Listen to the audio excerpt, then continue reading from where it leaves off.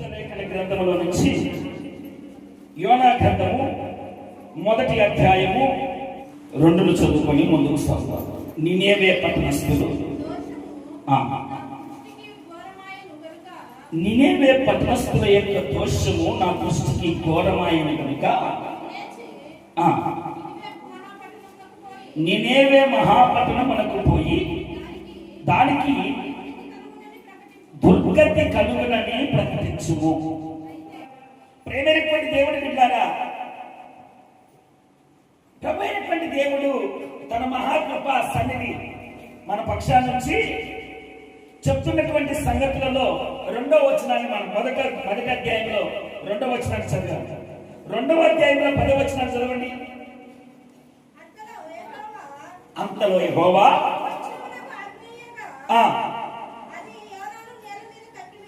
దేవునికి స్తోత్రం కలిగిన గాక. ఇప్పుడు ఇక్కడ ఏం జరిగింది? 2వ అధ్యాయంలో అంతటా యెహోవా మత్స్యము అనగా చేపకు ఆజ్ఞవగా అది యోనాను నేల మీద కక్కివేసింది.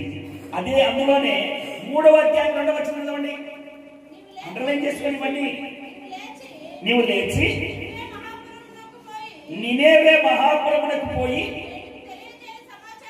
నేను నీకు తెలియజేయ సమాచారము ప్రకటన చేయండి. దేవునికి స్తోత్రం. 4వ అధ్యాయంలో 4వ వచనం చదవండి ఒకసారి. అందుకు యెహోవా నీవు కోపించుట న్యాయమా అని అడిగాను. 9వ వచనం చదవండి.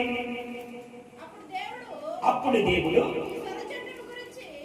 ఈ సొర చెట్ల గురించి నీవు కోపించుట న్యాయమా అని యోనాను అడగగా యోనా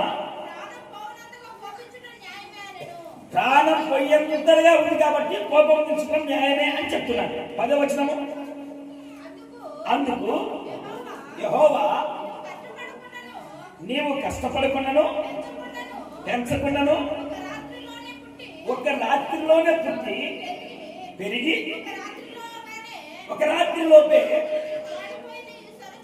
వాడిపోయిన ఈ సొర చెట్టు విషయంలో నీవు విచారపడుచున్నావే. అయితే ఎంత ఎంత మరలా చెప్పండి. 120,000 కంటే ఎక్కువై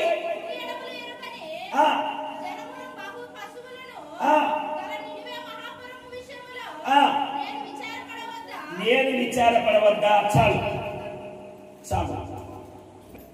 మొదటగా నేనేమంటున్నానంటే, సర్వసాధారణంగా ప్రతి సండే స్కూల్ పిల్లవాడిని అడిగినా కానీ ఇది ఒక కథలాగా చెప్పేస్తారు.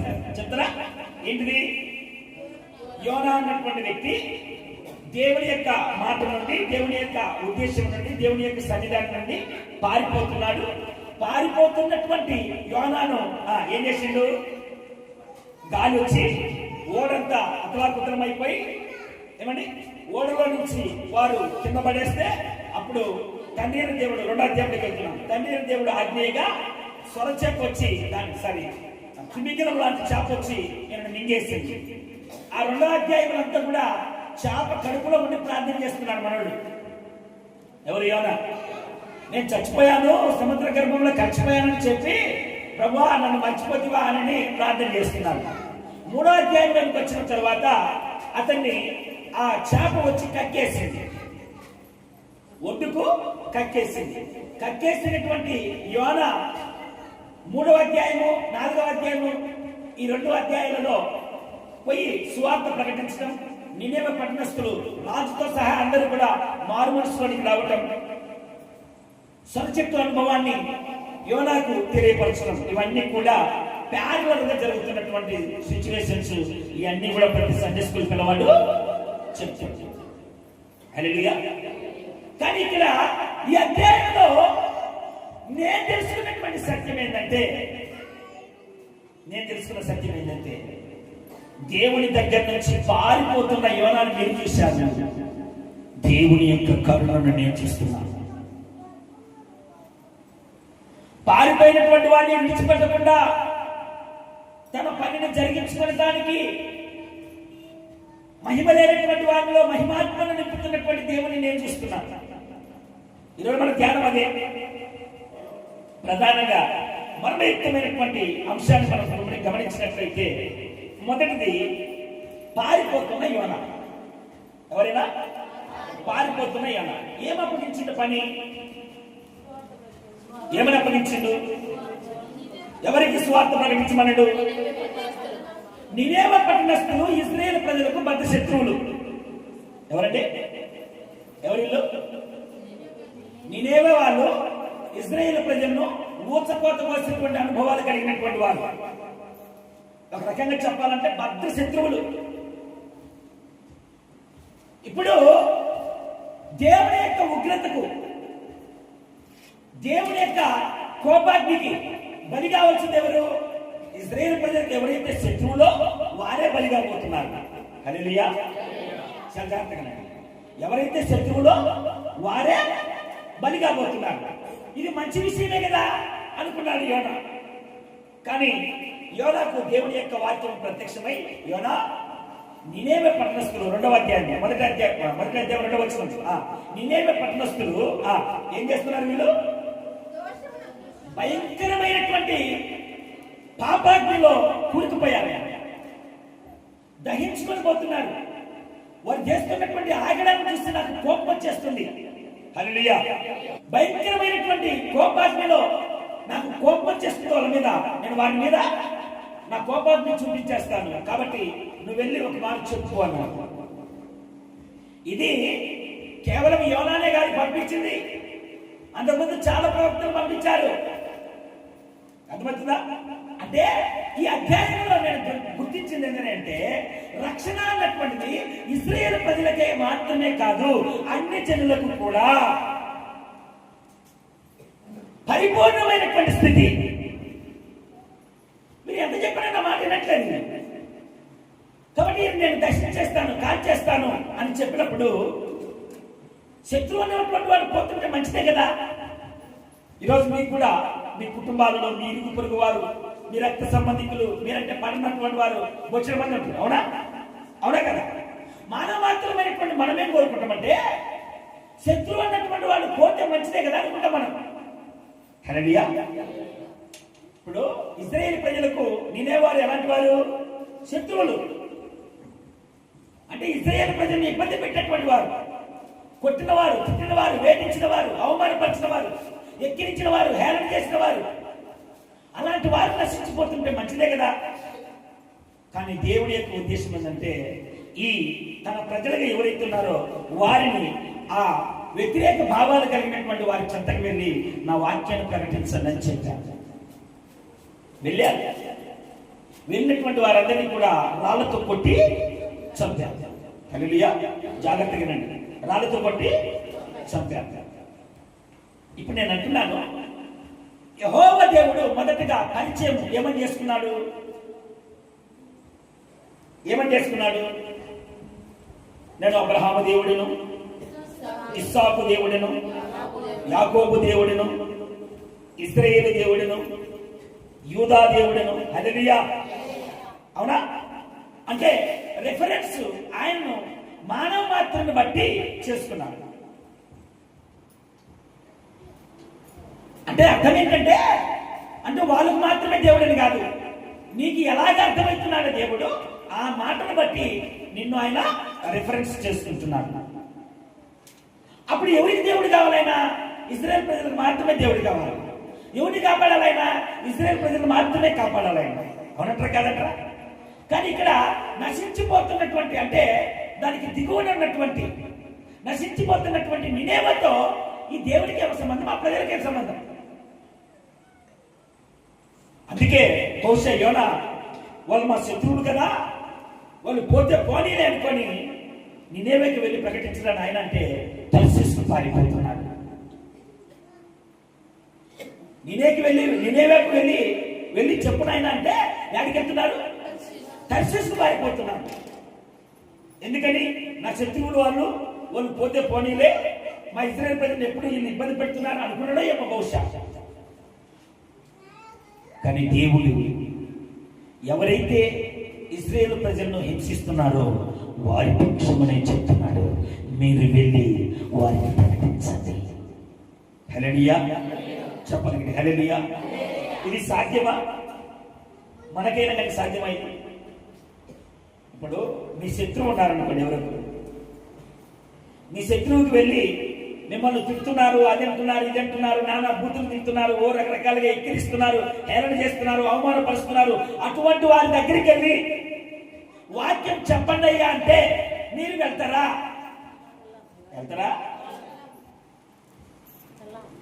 మీరు వెళ్ళాలి, వాక్యం చెప్పాలి, వెళ్ళాలి, వాక్యం చెప్పాలంటే ఏరే మందిరమైన చూసుకుంటాం కానీ బిడ్డ, నీ తాకిడి తట్టుకోలేకపోతే మేము మాత్రం ఏం సిగ్గు లేకుండా ఎక్కడే చెప్తాం. వాడు అరగంగా చెప్తుంటే హల్లెలూయా అవునంటారా కాదంటారా? హల్లెలూయా.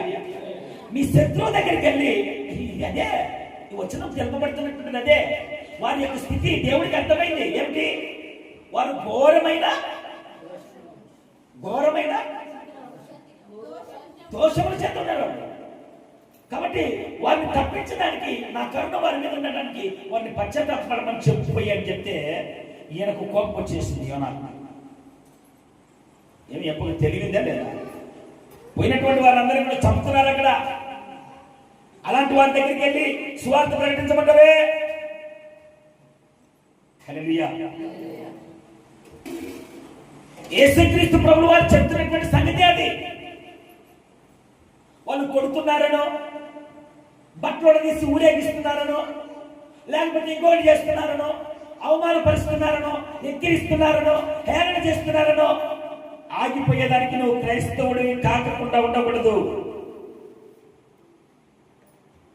నువ్వు క్రైస్తవుడు అయితే ఎక్కడైతే నీకు థ్రెట్ ఉందో, ఎక్కడైతే నీకు విరోధం ఉందో, ఎక్కడైతే నీకు మరి నిన్ను వ్యతిరేకిస్తున్నారో, ఎక్కడైతే నిన్ను నిందిస్తున్నారో, ఎక్కడైతే నిన్ను అవమానిస్తున్నారో ఆ జనుల మధ్యలోకి వెళ్ళి నువ్వు వాక్యాన్ని ప్రకటించని చెప్తున్నాను. ఇప్పుడు కోపం వచ్చేసింది. అందుకే ఇప్పుడు దేవుని సన్నిధానంలో ఉన్నటువంటి యోనా పారిపోతూ ఉన్నాడు. ఈరోజు మనం కూడా అలాంటి అనుభవంలోనే ఉంటాం. పాపాన్ని విడిచి పారిపోకుండా ఉండండి అంటే ఆ పాపాన్ని దూరం చేసుకోలేక లలితగా అంతే కదా, పాపాన్ని దూరం చేసుకోలేక ఏమండి ఏం చేస్తాము? దేవుని సన్నిధానం నుంచి పారిపోతాం. అలాంటి వారు ఎంతమంది ఉన్నారు ఇక్కడ? వచ్చేడు మంది ఉన్నారు. అవునంటారు కాదంటారా? హల్లెలూయా. దేవుని సన్నిధానం నుంచి దూరం అవుతున్నటువంటి వారు ఉన్నారా లేరా? ఉన్నారు. దేనికి? దీని స్థానంలో ఏదో ఒకటి మిమ్మల్ని అభ్యంతరపరిచేటువంటిది ఉంది. ఆదివారం ప్రార్థనకి వెళ్ళాలంటే ప్రార్థన కంటే నువ్వు ఎక్కువగా అభిమానిస్తున్నటువంటిది, అభ్యంతరపరిచేటువంటిది ఏదో ఒకటి ఉంది. కనుక ఆదివారం ప్రార్థనకు రాకుండా పారిపోతున్నాం. హల్లెలూయా చెప్పాలి. హల్లెలూయా. అవునంటారా కాదంటారా? పారిపోతున్నటువంటి యోనాను తండ్రి అయిన దేవుడు ఇప్పుడు అసలు రంగంలోకి వస్తున్నావు. నువ్వు ఏదైతే వద్దనుకొని పారిపోతున్నావో, నువ్వు పారిపోతున్నావు. ఆ పారిపోయే అనుభవం దగ్గర ఏముందో తెలుసా? పెను తుఫాను. హల్లెలూయా చెప్పాలి. హల్లెలూయా. దేవుని సన్నిధానం నుంచి పారిపోతున్నావు కదా, ఆ పారిపోయే దగ్గర ఏముందో తెలుసా? ప్రాణాంతకమైనటువంటి పెను తుఫాను ఉంది. అది నీతో పాటు ఓడలో ఉండేటువంటి వారందరినీ కూడా ప్రాణాలు తీసేటువంటి స్థితిలోనికి వెళ్తుంది. హల్లెలూయా చెప్పాలి. హల్లెలూయా. భయంకరమైన విపత్తు, ప్రాణాలు పోతున్నాయి. ఆ ప్రాణాలు పోయేటువంటి స్థితిలో నువ్వెలా ఉన్నావో తెలుసా? యోనాలాగా అడుగు భాగంలోకి వెళ్ళి ఏ స్వయ లేకుండా, ఏ భయం లేకుండా నిర్మత్తులు అయి ఉన్నావు.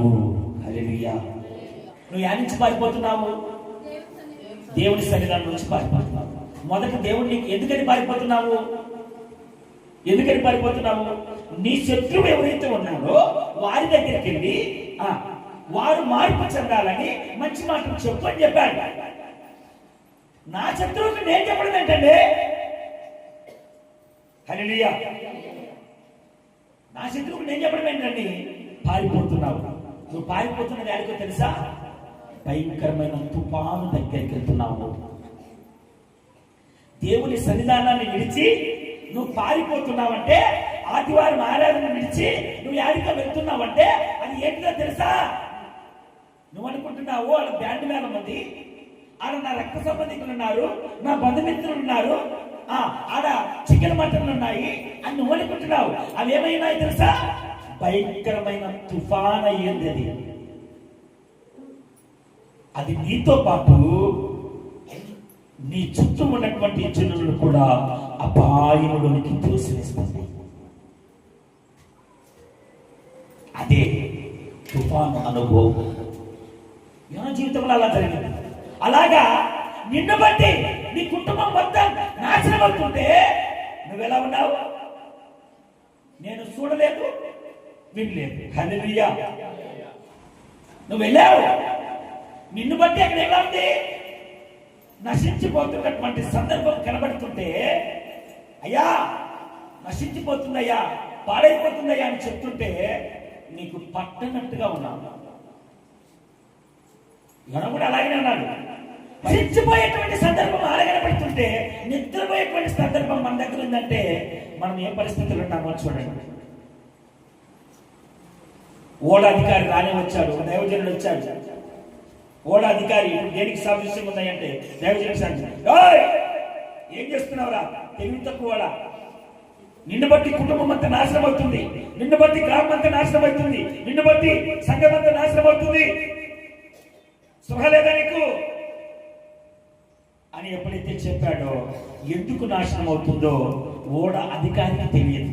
తెలుసా? ఎవరికి తెలుసు? యోనాకు తెలుసు. హల్లెలూయా. ఓడ ఎందుకు నశించిపోతుందో ఓడ అధికారికి తెలియదు. ఓడ అధికారికి తెలియదు. కానీ ఎవరికి తెలుసు? ఓడ అడుగులో పడుకొని ఉన్నటువంటి యోనాకు తెలుసు. ఆయన ఏమి ఇలా జరుగుతుంది, ఎందుకు జరుగుతుంది అని పాపం ఆయన అంత విస్మయమైనటువంటి పరిస్థితిలో ఉంటే అప్పుడు యోనా దగ్గరికి వచ్చి, యోనా ఎవడురా నువ్వు, ఎందుకు వచ్చి ఈడ పడుకుంటున్నావు, పైన చచ్చిపోతామని గిలగిల కొట్టేసుకుంటుంటే అంటే అప్పుడు యోనా అంటున్నాడు, ఈ విపత్తు నన్ను బట్టే వచ్చింది. ఒప్పుకున్నాడు. చెప్పకుండా అది కూడా సన్నగా ఒప్పుకోలే, యథార్థంగా ఇది నా నుండి వచ్చిందని ఒప్పుకోలే. ఏమో ఏమో ఏమో అంటున్నాడు. చీట్లు వేశారు. ఎవరి నుండి వస్తుంది ఈ విపత్తు అని అందరి పేరు రాసి చీట్లు వేస్తే ఆ చీట్లలో ఎవరి పేరు వచ్చింది? యోనా పేరు వచ్చింది. ఏమరా నేనంటే, అవునయ్యా తండ్రి అయిన దేవుడు నన్ను నినేవాకి వెళ్ళమన్నాడు, నేనేం చేశాను? తర్షీషుకు పారిపోయిస్తున్నానంటే ఇప్పుడు మరి మేమందరం రక్షింపబడాలంటే ఏం చేయాలంటే నన్ను ఎత్తి సముద్రంలో పడి. హల్లెలూయా. చెప్పగలిగే హల్లెలూయా. నీ కుటుంబం మొత్తం నీ ద్వారా నాశనం అవుతుందంటే బెంగలేదా? ఎందుకు నశించిపోతుంది? ఎందుకంటే నువ్వు దేవుని సన్నిధానంలో ఉండకుండా పారిపోతున్నావు కనుక.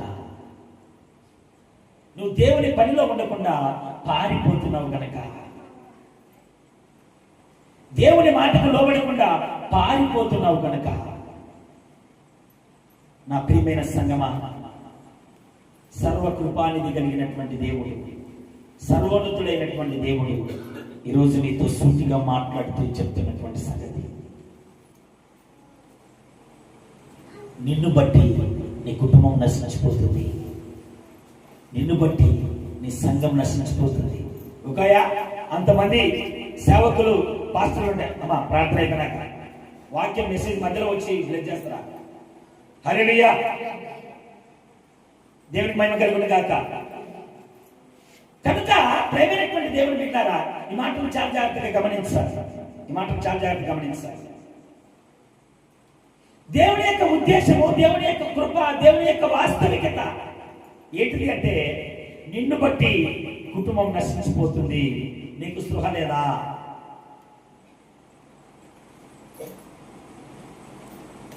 యోనాను బట్టి పడవ నశించిపోతుంది. యోనానెత్తి సముద్రంలో పడేశారు. ఇప్పుడు ఓడంతా స్థితితమైపోయింది. హల్లెలూయా చెప్పాలి, హల్లెలూయా. మొదటి అనుభవం ఏంది? పారిపోతున్నాము. యాడికి పారిపోతున్నాము? తుఫాను ఎత్తుకు పారిపోతున్నాం. యాడికి? సమస్య దగ్గరికి పారిపోతున్నాం. ఆ సమస్య ఏం చేస్తుంది? మనను అగాధములో పడవేస్తుంది. నిన్ను బట్టి ఓడంతా అతలాకుతలం అవుతుంది. నీకు స్పృహ లేదా? నా ప్రేమైనటువంటి దేవుని బిడ్డలారా, అలాగా ఎప్పుడైతే జరిగిందో వెంటనే తండ్రి అయినటువంటి దేవుడు సమస్యలోనికి కూరుకుపోయాడు. కూరుకుపోయి సముద్ర గర్భములో చివరికి వెళ్తూ ఉన్నప్పుడు దేవుడు ఆత్మీయంగా స్వర చేపొచ్చి ఆయన మింగేసింది. చాప తిమింగమ లాంటి చాపకు దేవుడు ఆజ్ఞ ఇచ్చినప్పుడు ఆజ్ఞను బట్టి వెళ్ళి మింగేసింది. ఎవరిని? యోనాను. ఇప్పుడు యోనా యాడున్నాడు? సముద్ర గర్భంలో నుంచి చేప కడుపు వెళ్ళాడు. అంత ఆకారంలో యోనా లోపలికి ప్రవేశించగానే దాని లోపల ఉన్నటువంటి మన కడుపులో ఏముంటుందండి? తిన్నదంతా జీర్ణమై రొచ్చు, అంతే కదా? ఆ రొచ్చులో చిక్కుకొని ఉన్నాడు. రొచ్చులో చిక్కుకొని ఇప్పుడు ప్రార్థన చేస్తున్నాడు. నేను చచ్చిపోయాను, నా పరిస్థితి అంత అయిపోయిందని ఆ రొచ్చులో ఉండి ప్రార్థన చేస్తున్నాడు. ఎలాగా? తప్పిపోయిన కుమారుడు పందుల పొట్టుగా నుండి ప్రార్థన చేసి చూడండి. అలాగా తప్పిన కుమారుడు ఎవరున్నాడు?